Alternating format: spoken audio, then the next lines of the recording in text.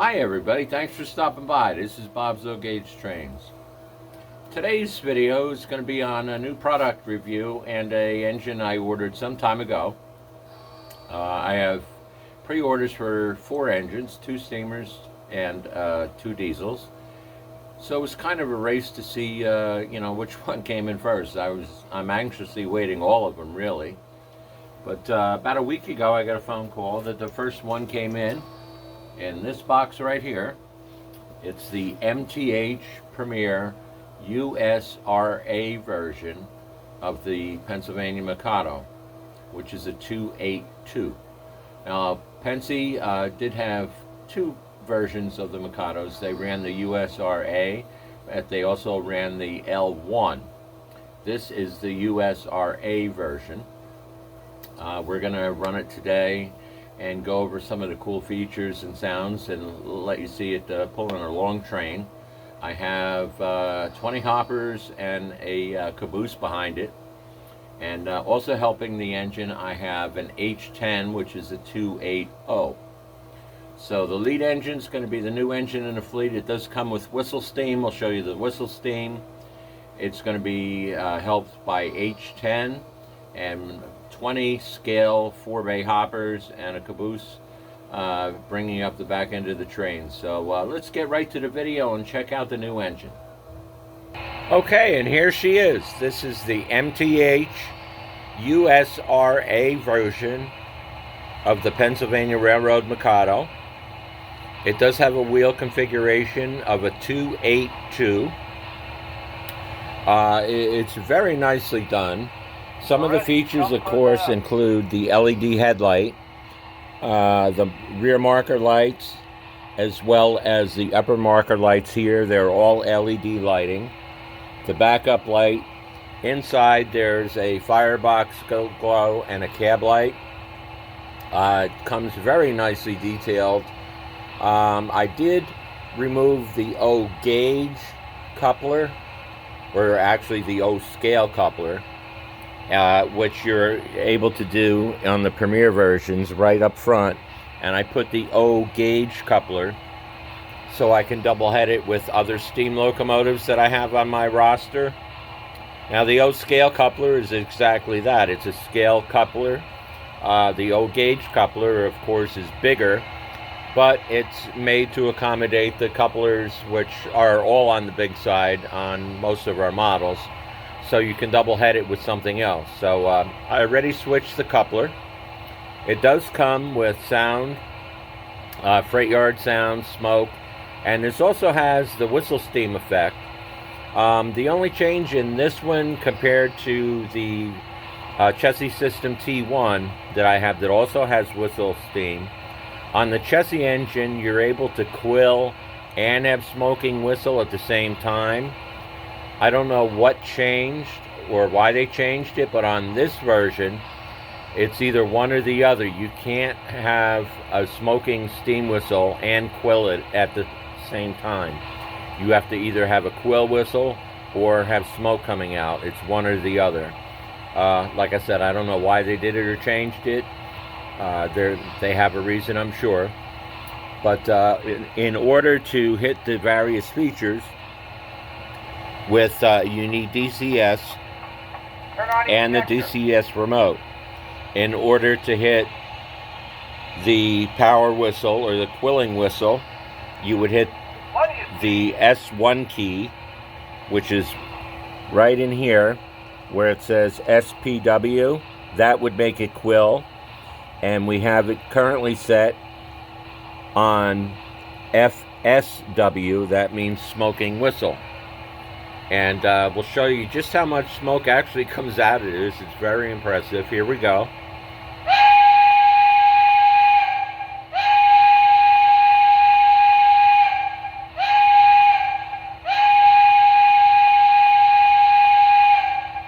It's got a very loud banshee whistle, which was very prototypical for Pennsylvania. Like I said, it's either smoke or quill. Now if we shut that off, and we go to the quill,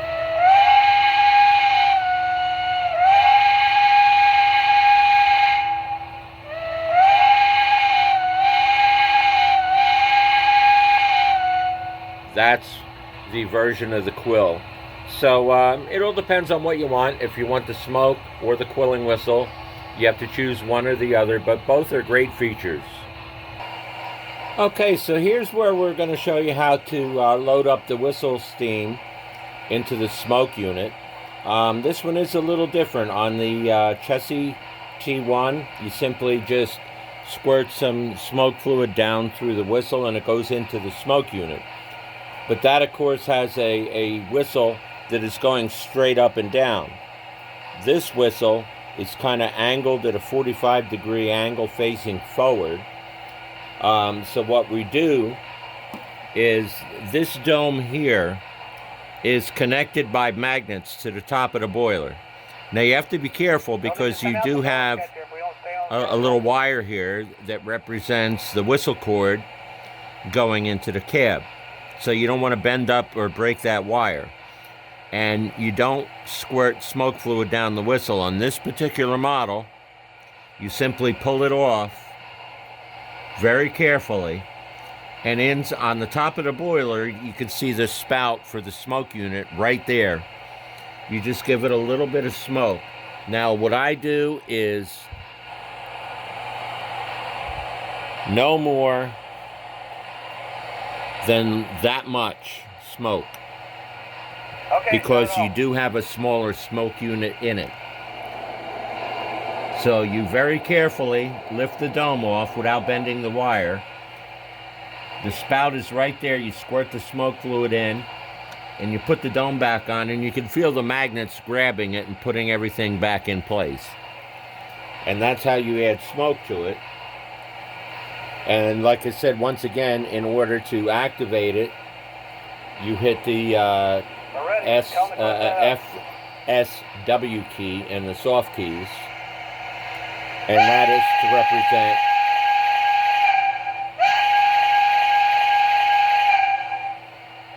the smoke in the smoking whistle. That would be above the S2 key. It's FSW.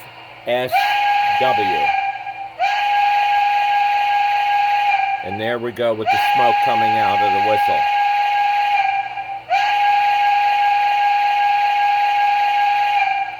This thing does put out a decent amount of smoke, so it is a very nice feature that's added. But just be, like I said, very careful putting smoke into the locomotive. Don't put a full dropper in, just put a little bit at a time. And just take your time pulling this magnet off, adding smoke, and then putting it all back, because there's a wire right here that goes into the cab to represent a whistle cord, and you don't want to bend or break that off.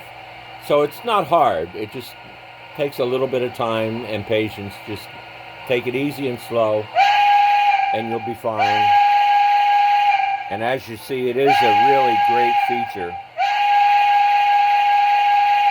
And you do get a lot of smoke out of this, especially when you're moving. So that's how you operate the smoking whistle and how you fill it up in this particular locomotive. Like I said, read your instruction manual, because this is only the second whistle steam I have, and they add different. The T1, you add it directly into the whistle here. On this one, you don't. You remove the dome and you feed it directly into the smoke unit at the top of the boiler. So whatever engine you do get, read your owner's manual carefully, and if you're not sure, ask your dealer. They're ready for us. Let's go.